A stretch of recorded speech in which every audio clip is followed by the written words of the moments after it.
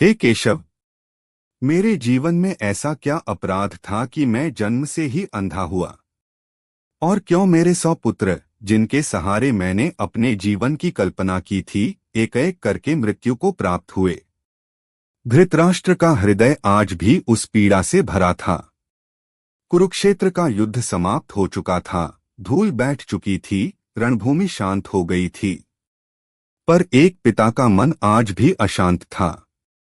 धृतराष्ट्र जन्म से अंधे थे, पर जब महर्षि व्यास ने गंधारी को 100 पुत्रों का वरदान दिया, तो उन्हें लगा जैसे जीवन ने उनके अंधकार को कुछ क्षणों के लिए मिटा दिया है।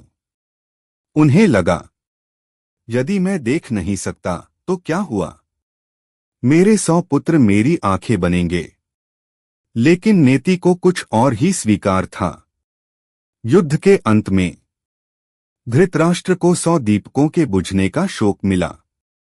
एक पिता के लिए इससे बड़ा दुख क्या हो सकता है कि उसे अपने 100 पुत्रों के लिए एक साथ शोक मनाना पड़े। गीता का स्मरण और प्रश्न। धृतराष्ट्र को स्मरण आया, कुरुक्षेत्र में भगवान श्री कृष्ण ने अर्जुन को जो उपदेश दिया था, वही गीता का दिव्य ज्ञान संजय और स्वयं धृतराष्ट्र ने भी सुना था। कृष्ण ने कहा था, जो हो रहा है वह पूर्व कर्मों का फल है।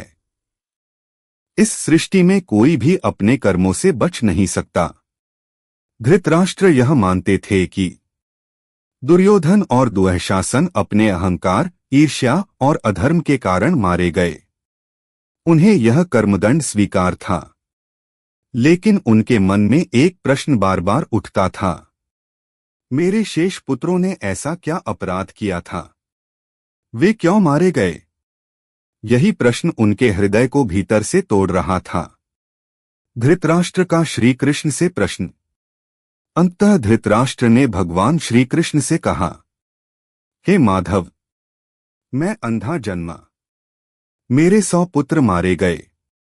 आपने स्वयं कहा है कि सब कर्मों का फल है, तो कृपा करके मुझे बताइए, मैंने ऐसा कौन सा पाप किया है जिसका यह भयानक दंड मुझे मिला? यदि मुझे यह कारण ज्ञात हो जाए, तो शायद मैं अपने पुत्रों को खोने की पीड़ा से कुछ उबर सकूं। श्री कृष्ण का उत्तर, कर्म अटल है। भगवान श्री कृष्ण ने करुण स्वर में कहा, महाराज धृतराष्ट्र, आपने ठीक सुना था। कर्म का फल भोगे बिना कोई मुक्त नहीं हो सकता। जो जितना शक्तिशाली होता है, जो जितनी ऊंची जिम्मेदारी निभाता है, उससे उतनी ही बड़ी मर्यादा की अपेक्षा की जाती है। आप इस जन्म में भी राजा हैं और पूर्व जन्म में भी राजा थे। धृतराष्ट्र अधीर हो उठे। हे केशव, इस जन्म में जो किया वह मुझे स्मरण है, पर पूर्व जन्म का रहस्य जानना चाहता हूं। कृपा कर वह पर्दा हटाइए। पूर्व जन्म की कथा का आरंभ। भगवान श्री कृष्ण ने धृतराष्ट्र को उनके पूर्व जन्म की स्मृति दिलानी आरंभ की। महाराज, पिछले जन्म में भी आप एक शक्तिशाली राजा थे। आपके राज्य में एक तपस्वी ब्राह्मण रहते थे। उनके पास हंसों का एक जोड़ा था, जिनसे उन्हें अपनी संतान जैसा स्नेह था। कुछ समय बाद उन हंसों के 4 बच्चे हुए। ब्राह्मण का प्रेम और भी बढ़ गया। तीर्थ यात्रा और विश्वास। ब्राह्मण तीर्थ यात्रा पर जाना चाहते थे, पर हंसों की चिंता उन्हें रोक रही थी। उन्होंने एक साधु से अपनी व्यथा कही। साधु बोले, राजा प्रजा का रक्षक होता है। तुम और तुम्हारे हंस दोनों उसकी प्रजा हो। हंसों को राजा के संरक्षण में रखो और निश्चिंत होकर तीर्थ जाओ। ब्राह्मण को यह बात उचित लगी। वे राजा यानी आपके पास आए और हंसों की रक्षा का दायित्व सौंपा। आपने वचन दिया। ब्राह्मण ने आंख मूंदकर आप पर विश्वास किया। लालच का जन्म। हंस महल के तालाब में रहने लगे। एक दिन आपके मन में मांस खाने की तीव्र इच्छा जागी। बाग में घूमते हुए आपकी दृष्टि उन हंसों पर पड़ी। आपके मन में विचार आया, सब प्रकार का मांस खाया है, पर हंस का नहीं। इसका स्वाद कैसा होगा? यह विचार धीरे धीरे इच्छा बना, और इच्छा लालच, पाप का प्रारंभ। एक दिन आप स्वयं को रोक न सके।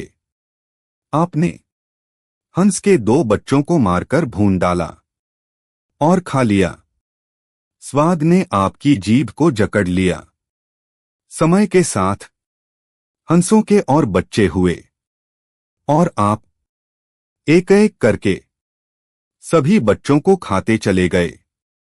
कुल मिलाकर 100 बच्चे। अंततः हंस संतानहीन होकर दुख में प्राण त्याग गया। विश्वासघात और झूठ। कई वर्षों बाद ब्राह्मण तीर्थ से लौटे।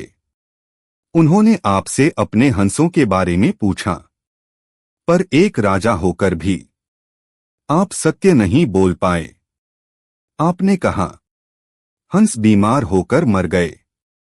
ब्राह्मण ने आपकी बात पर विश्वास किया और विलाप करता हुआ चला गया। कर्म का निर्णय। भगवान श्री कृष्ण बोले, महाराज, आपने एक नहीं कई पाप एक साथ किए। आपने शरण में आए प्राणियों का वध किया, प्रजा की धरोहर को नष्ट किया, विश्वासघात किया और झूठ बोला। जैसे आपने लालच में हंस के 100 बच्चे मारे, वैसे ही आपके 100 पुत्र। लालच संरक्षण करना ही धर्म है। आप वही कर्म भोग रहे हैं जो आपने स्वयं बोए थे। धृतराष्ट्र मौन हो गए। आज उन्हें अपने जीवन का उत्तर मिल चुका था। कर्म टलते नहीं, वे समय आने पर लौटकर अवश्य आते हैं। यदि यह कथा आपको स्पर्श कर गई हो तो कृपया वीडियो को लाइक करें, शेयर करें और ऐसे ही धर्म व कर्म की गूढ़ कथाओं के लिए हमारे चैनल को सब्सक्राइब करें। धन्यवाद।